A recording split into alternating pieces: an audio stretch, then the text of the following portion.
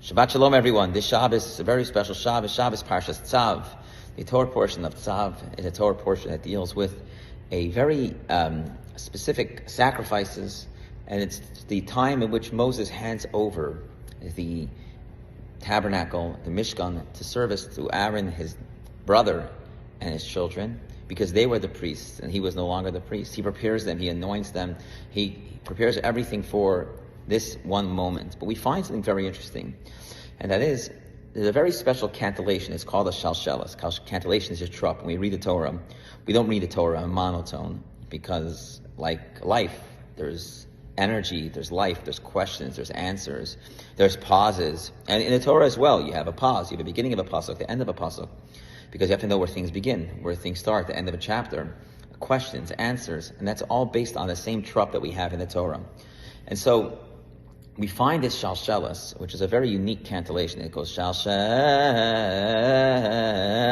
It's a very long and thoughtful cantillation in the sense of it's 4 pivotal points in the Torah. And those 4 pivotal points are times of hesitation or regret or thinking, was this the right move?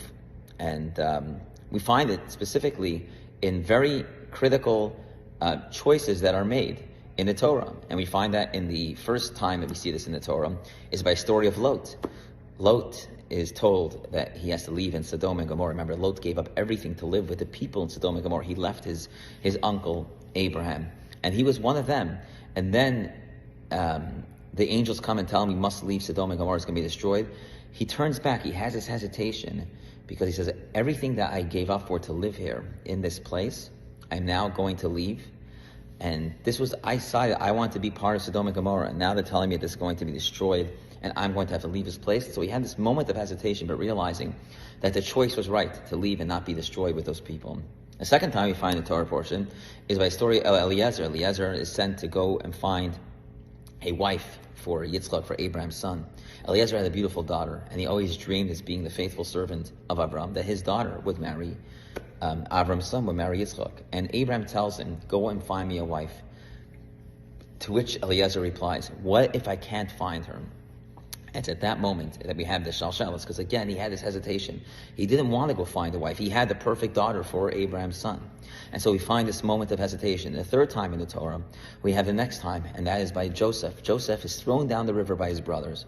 He is given up by his family. He's living in Egypt by himself, and every single day, he's trying to, Potiphar's wife tries to seduce him and makes him sleep with her. And he constantly acts off of her. He realizes he doesn't have a choice. And he starts to think, maybe I'm making a mistake. My family threw me down the river. I'm here alone. I'm the only Jew here. Like, what's going to happen? It's at that moment that he sees his father's face, and it's that shalshelis again. It's that moment in which everything changes, where he has a hesitation. He realizes, no. And he breaks off from Potiphar and he runs out, and ultimately that's what causes him to go and be put into slavery, because she accuses him of of raping her, and he goes into the prison, and after falsely being accused, and is over there where he becomes the next leader, the viceroy of Egypt, by translating the dreams of the butler and the baker. But in this week's Torah portion, we find this shalshelis on top of a very simple word, vayishchat, the word, and he slaughtered. It doesn't seem like something critical. It doesn't seem like a critical moment. It's just another time in the Torah where Moses is bringing a sacrifice.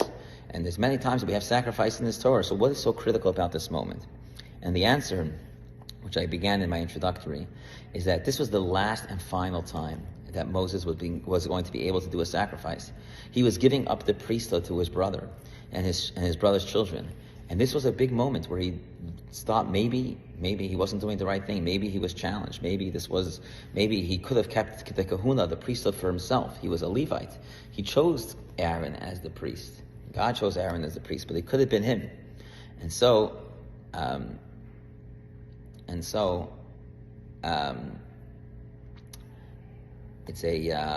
at this critical point that Moses realizes he did the right thing. Although it's challenging for him, it's difficult for him.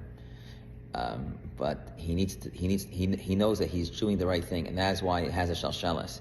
He gives up the priesthood to his brother so he can be a true leader, and that's the true leader. He can no longer go into the holies of holies. He can no longer go into bring a sacrifice to Hashem. He can no longer even bring a sacrifice in the tabernacle that he built, that the Jewish people broke out for Egypt just for that.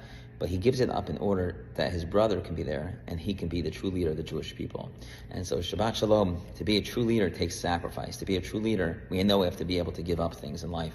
That's what it means to be a true leader. Not to try to grab everything for yourself, but to give up. And that is the message for the Shabbat. Shabbat Shalom, everyone. We'll see you tonight.